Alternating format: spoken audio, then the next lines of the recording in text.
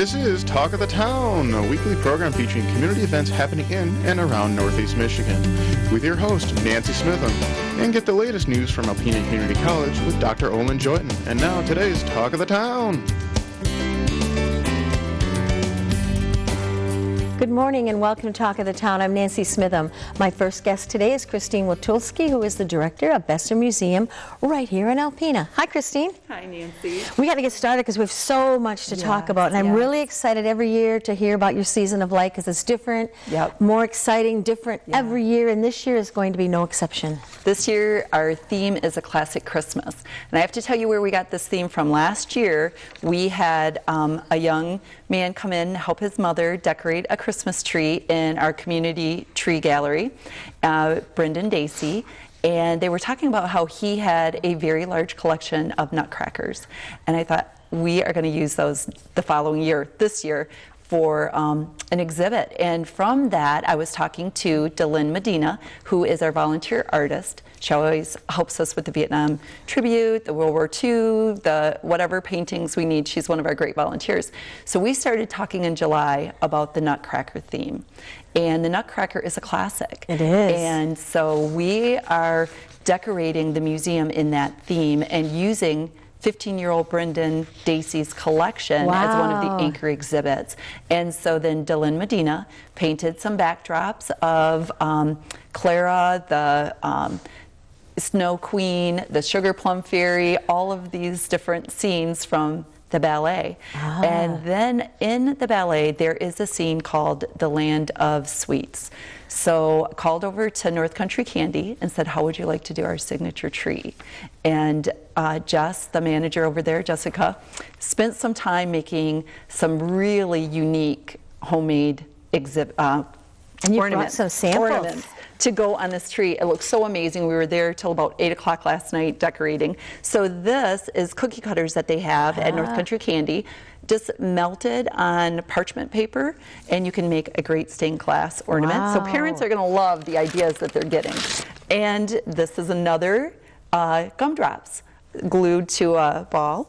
And this one was one of my favorites. I'm like, what did you do? She took glue and just rolled it in the cake sprinkles. And so this tree is amazing, our Land of Sweets tree.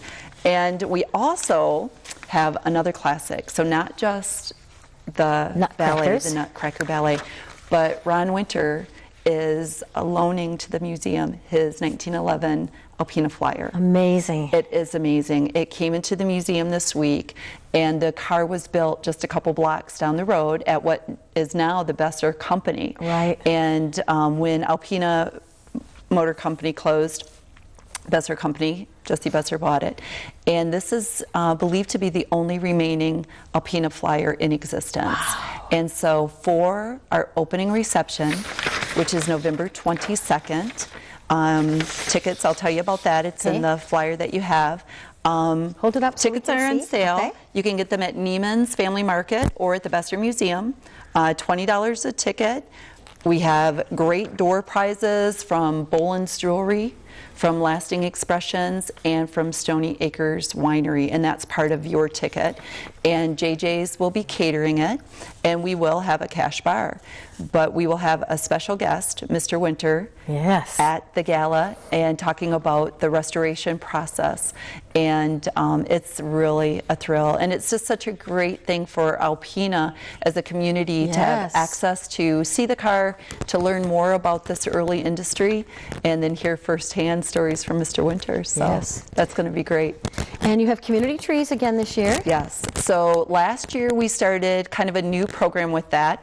We only invited 11 nonprofit service clubs to participate. Decorate a tree that would tell about what their agency does, what services it provides in the community, and then also give out brochures, and they are allowed to put a donation bucket out. So we call that gallery the True Spirit of Christmas, because these are agencies that give back to the community all year long. And it was a great success last year, and I can tell you, Nancy, this year the trees are amazing. Oh, I can't wait to see them. It is really exciting.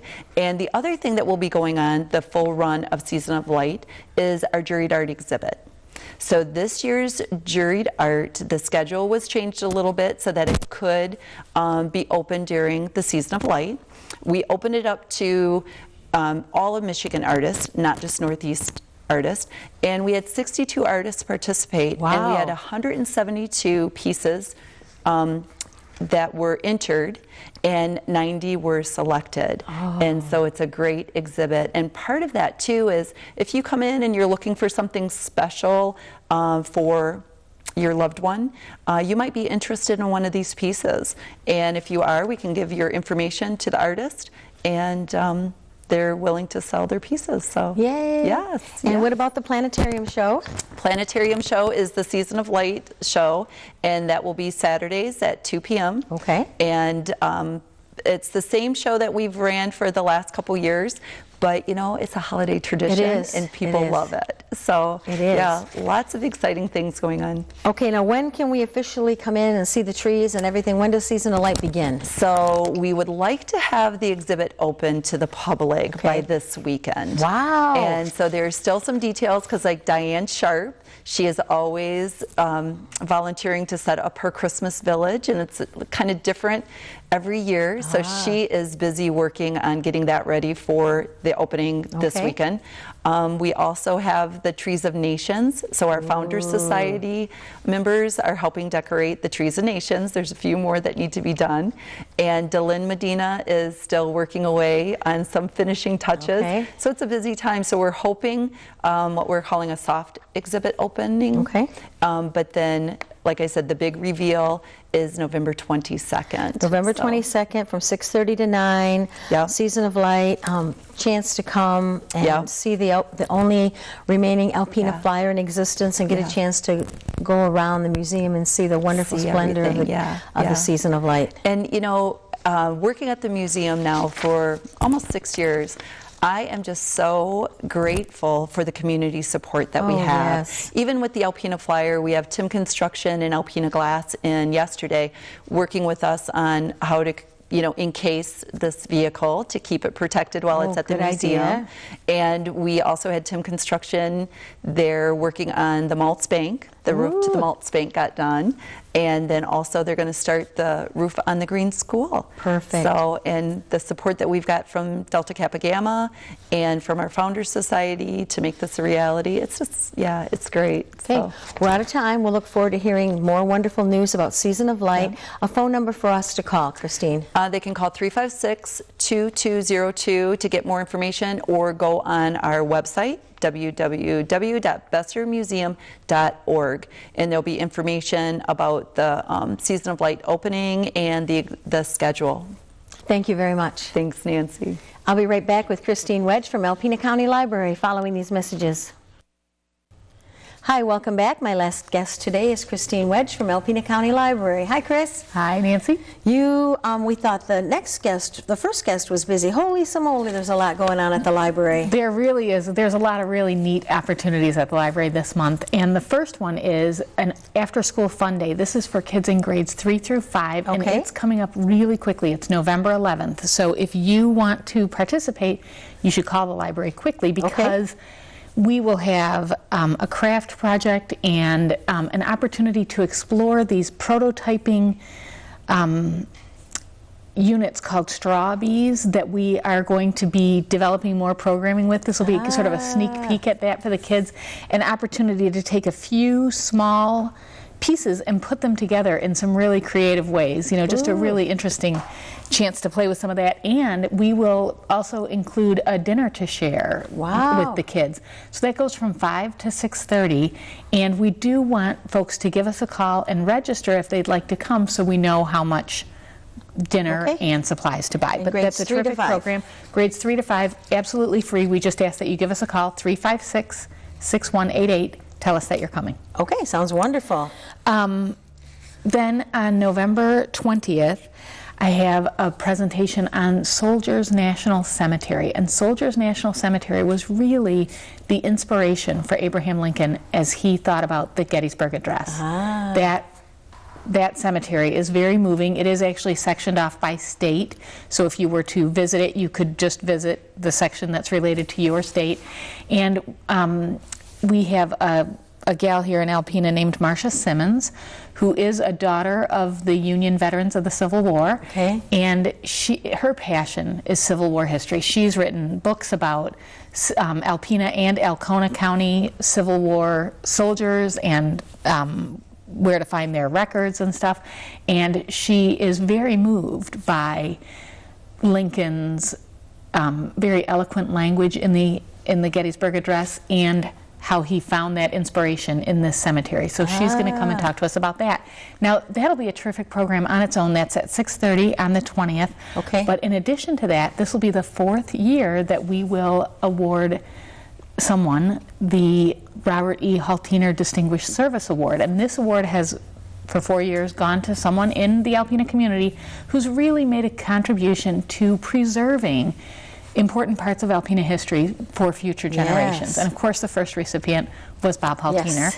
And this will be our 4th recipient, and you'll find out on the 20th Exciting. who the winner is. But that'll be a terrific opportunity to do 2 history-oriented things on one evening at the library. And a nonprofit grant writing workshop, what a great thing. You know, that really is a terrific thing, and we're so indebted to the Besser Foundation, which really is committed to building the capacity of nonprofits in our community to really be sustainable. And one of the ways that you can be sustainable is by applying for grants. And so the Besser Foundation every year provides us with that Foundation Center directory, and they provide us with some support to help provide these kind of programs. So this will be a man named Matthew Downey, who's with the Johnson Center for Philanthropy at Grand Valley State University, and he is going to talk about everything from how to research grants to how to write them to what are the little tips that you learn over years of doing this to help position your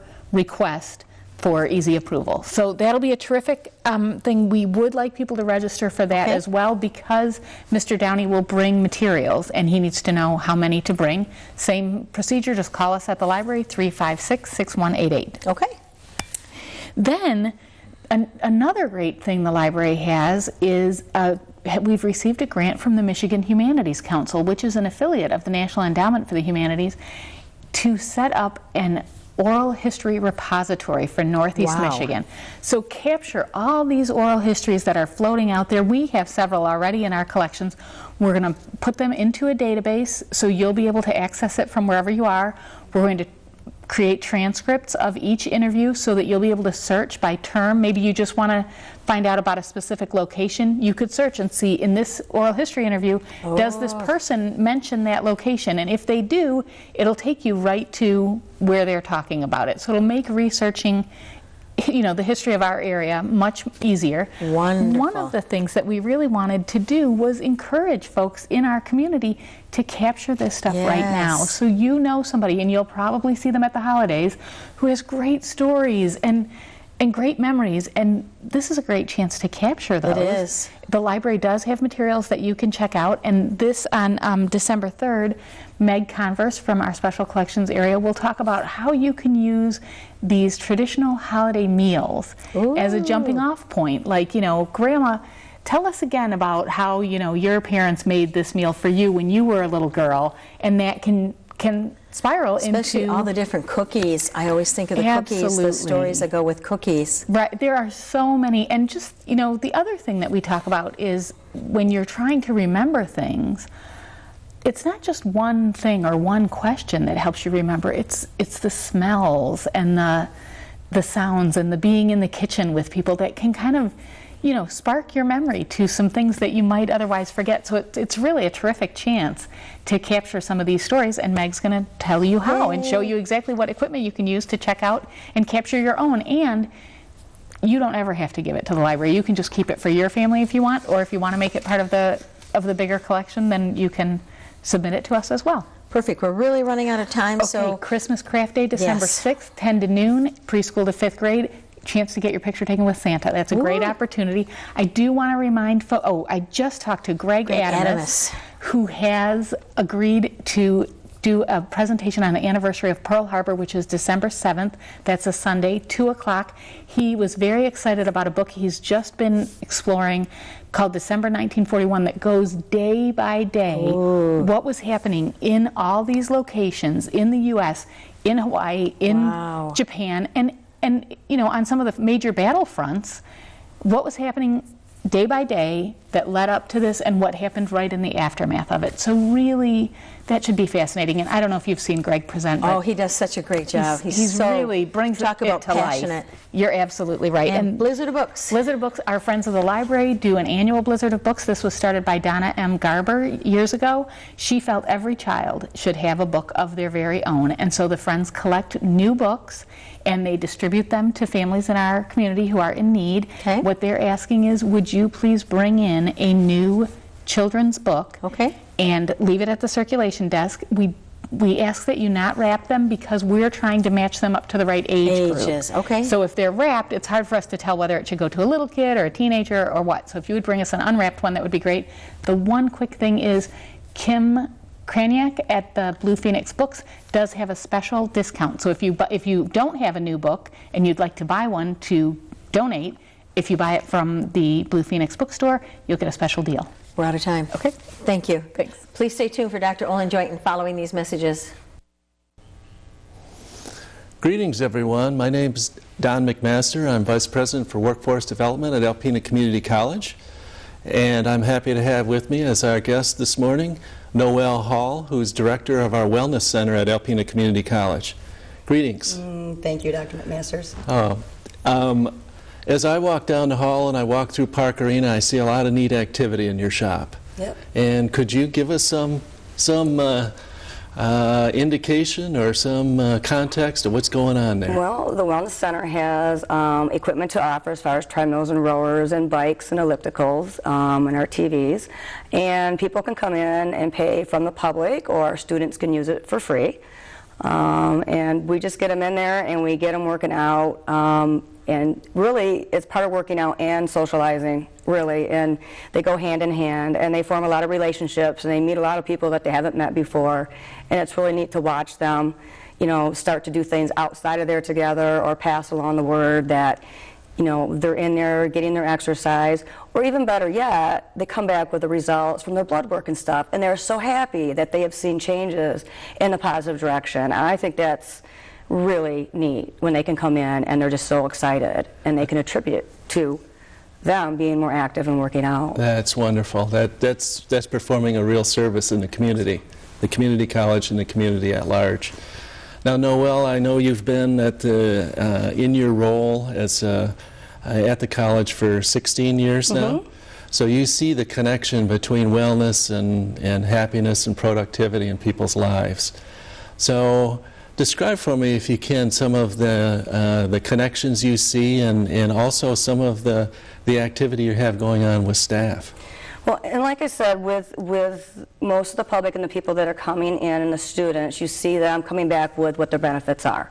And you see them socializing and getting involved more, and they're moving, and they know if they don't keep moving, that pretty soon they're not going to be able to do the things that they want to do outside of there. So I think that is really important. The staff, we've just got involved with an elite intense team challenge. First time we've done it. It's a 30-day challenge. And we actually have 7 teams of 4. And it's been great because we really formed it around them utilizing the Wellness Center. Even though they may walk or do things outside of, and outside on their own, we're trying to bring them into the center and get them more acquainted with what's going on. And it's really helped with even their communication, because we've also put some teams together that they didn't know each other, or they didn't have a team. So they would, you know, email me their names or whatever, and we'd form a team, and we start introducing, and, you know, you got people on the other side of the street, or sometimes you have adjunct at night, and so they'll get a chance. And it's really been great. And the camaraderie and the joking back and forth, you know, if I turn off your treadmill, do you lose your miles? And, you know, so they've been having a really good time with it. I know one person came in, and one of the other members said, oh, we close at noon, you got 5 minutes. She's like, no, you don't, it's, you know, 1. It was on a Saturday. And so, you know, it's really creating a fun atmosphere. A camaraderie and a team building. And communication. And communication. It's very good. Yes. I see that in an institution. I mean, we're not a large institution, but we're large enough that people oftentimes don't know what other people are doing. Yes. And what you're providing is an opportunity for them to interact and be healthy at the same time. What are some of the What are some of the activities that those team challenges are involved in? This one that we started with, we really kept it to either the treadmills or walking in the gym. They can use the elliptical because that's stride, so it's equivalent to doing a treadmill. The bike, however, the distance you can get in 10 minutes, well, I can't possibly run that fast to get 5 miles in your 10 minutes or whatever it is. So we kind of did a ratio. So we allowed them to use 3 different pieces, or the gym. And the other thing I'm finding is all the teams are really close, so they're all coming over and picking up loose slack or whatever if somebody can't be there. And they're starting to use it on their breaks. A lot of our staff and faculty work through their 15-minute break, or they work through their lunch hour. Yeah. And this is allowing them to come over for 15 minutes and just take a breather. And as you know, refocus. Right. You know, you may take a few laps to yourself, and it just kind of helps you refocus and re-energize. And I've asked them if that's putting them behind or anything like that at work, and they're saying no. You know, it's kind of nice, and they don't have to sweat, but they're putting in, you know, 15 minutes, and they may come in later, and yeah. So I don't know what we're going to do next, but we're working on it. We're thinking. They're asking. So. Oh, I have 2 colleagues that I work with closely are on one of the teams, and they're really into it, and they're excited about it, and they're taking it as fun, but it's also something to strive for, you know, physically, and I think that's great. As winter sets in, we're more sedentary. And we do stressful work at times, and it's an exercise. Would you agree, is a good way to relieve stress? Absolutely, absolutely. It has many benefits, and stress relief is one of them. Especially when you come down and we're laughing and joking, but then they also have time to themselves just to think if they want to, or put their headphones on, and it's really nice. Do you also have folks who are doing cardiac rehab? Do they come in? We have many people that come from cardiac rehab or physical therapy, more so in the mornings, and I have to say it's usually mostly in the seniors of 60 and older. Yeah. And we work very closely with them and talk to them. We do a health history and find out, medications or injuries and what they want to work on, or what exercises are being taught or promoted to them, and stretching from their physical therapy or other places. And then we show them and take them through, and we take them from piece to piece. We'll get them started in one place and say, okay, we're going to start 5-10 minutes, get it all set, and we'll move them somewhere else. And then we'll let them get set and get used to it, and then we'll move them. We used to do an orientation where we just go through. We take them through all the equipment. Well, remembering all that stuff is not exactly easy unless you're doing it yourself. So we've really started taking a different approach. And we're out there a lot more often and talking to them, and they're getting to know us, and it is a lot of fun. And even the people who travel, they'll bring little, I call them trinky-doos. They'll bring little things back from their trips. Oh, yeah. Just little things where they were from, or where they went, and what a good time they had, and we share them among everybody, and it's just a lot of fun. What I see is, and it's a very good thing, is a community of people who use that space, that it's about wellness, but it's also about community, and that's part of our mission, community college. And I see them meet socially after they work out, and it's a good thing. Yeah. It's a really good thing. Do they have to be ACC students? They do not, no. The ACC students could come and use it. Anybody in the public can pay to come in and use it. They can do monthly or by semester, and a semester is usually 4 months. Or they can do a daily, a weekly, a yearly. We've really expanded that. When we first started, it was just kind of semester by semester, and we've expanded that. Very good. Thank you for attending. Oh, and thank you, appreciate the interview. Sure. And thank you for watching today, and thank you for supporting Alpena Community College. This has been Talk of the Town with Nancy Smitham and Dr. Olin Jordan. For a list of events taking place in Northeast Michigan, visit our website at www.wbkb11.com and click on Community. This has been a Thunder Bay Broadcasting Corporation production.